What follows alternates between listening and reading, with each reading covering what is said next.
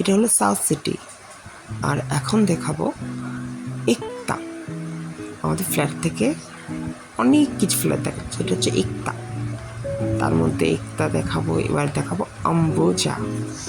তারা দেখাচ্ছি কত বছর পুরনো এই অম্বুজা ফ্ল্যাট, কিন্তু এখনো কি সুন্দর দেখতে না, খুব ভাল লাগে।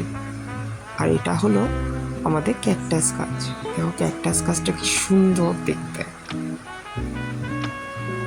আর কিছু গাছ আছে আমাদের ছাদে রেখেছি, আরো অনেক গাছ রাখবো, আমার খুব ইচ্ছা আছে, আমার থেকে বেশি আমার পাওয়ার ইচ্ছা আছে।